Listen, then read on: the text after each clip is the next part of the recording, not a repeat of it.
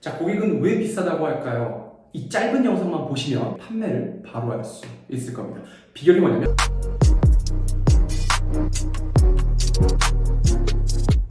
여러분 안녕하세요. 소비 프로파일러 쇼 호스트 김민성입니다.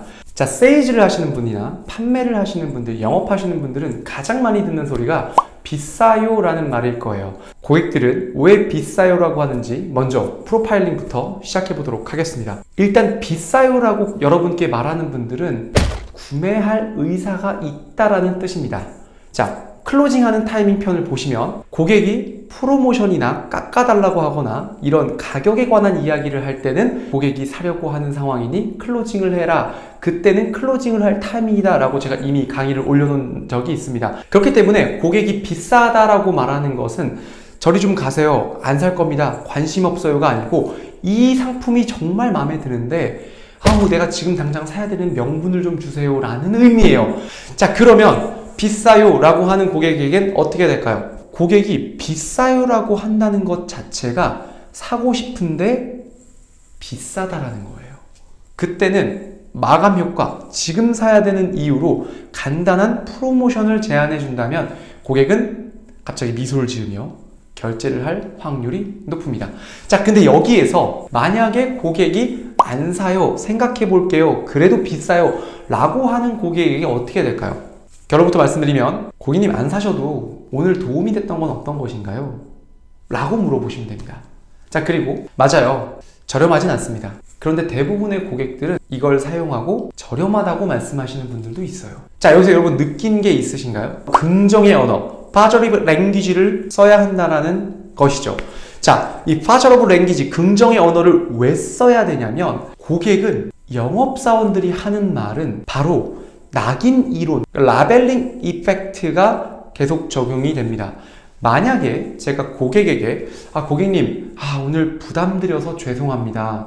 그래도 제 얘기 들어주셔서 감사해요. 이렇게 말하는 순간 고객에게는 저 사람은 나에게 부담을 주는 사람이야 라고 낙인, 그러니까 라벨링이 형성이 된다는 거죠. 낙인이 찍힌다는 거예요. 그래서 그 다음에 선물을 줘도 부담 주는 사람, 인사를 해도 부담 주는 사람이 되는 겁니다. 그리고 비싸요 했을 때 맞아요, 이 상품 비싸요 라고 말하는 순간 이 상품은 정말 비싼 상품이 되는 거예요. 그 말 그대로 라벨, 낙인이 비싼 거로 계속 찍힌다는 거죠. 저 사람은 비싼 것만 주는 사람이야 라고 찍힌다는 거예요. 제가 처음에 뭐라고 말해야 된다고 말씀드렸죠? 파저티브 랭귀지, 긍정의 언어로 말해야 된다고 했죠. 다시 생각을 해보면 오늘 제 말 중에 도움이 된 건 어떤 것인가요? 이런 말을 했을 때는 이 사람은 나한테 도움을 주는 사람이라고 이제 프레임이 갇힙니다. 그래서 그 사람이 어떤 말을 하든 가끔 세일즈 문자 보내잖아요. 그런 걸 보냈을 때도 이 사람은 나한테 도움을 주는 사람이구나 라고 라벨링이 된다는 거예요. 자, 그리고 여러분 비싼 상품이에요. 이거랑 여러분 저렴하진 않은 상품입니다. 같은 스마트폰을 제가 여러분께 설명을 했지만 비싼 상품은 부정적인 상품이 되고 저렴하지 않습니다라는 상품은 굉장히 긍정적으로 그럼에도 불구하고 효과가 있을 것 같죠? 이겁니다. 여러분은 여러분의 언어를 한번 나열해 보세요. 혹시 너무 부정의 언어만 사용하고 있진 않은가요? 오늘부터, 지금 당장부터 고객에게 부정적인 단어는 모두 제거하세요. 그리고 그 부정적인 단어를 파저티브 랭귀지, 그러니까 긍정의 언어로 바꾸려고 노력해 보세요. 절대 하면 안 되는 게 고객들 앞에서 비쌉니다. 예쁜 쓰레기죠. 저도 부담스러워요. 고객님 부담스러우셨죠? 고민되시죠? 저도 고민됩니다. 자, 고민되셨죠는 신중합니다로 바꾸면 돼요. 이렇게 똑같은 단어도 긍정의 단어로 바꿀 수 있죠. 그런데 라는 말을 제발 쓰지 마세요. 그런데 라는 말 자체가 고객이 지금까지 나한테 한 말을 거부하고 부정하는 내용입니다. 어떤 사람이 내 이야기를 부정하는 사람의 이야기를 들어주려고 하겠어요. 자, 그런데보다 그럼에도 불구하고 혹은 그리고라고 사용해 보세요.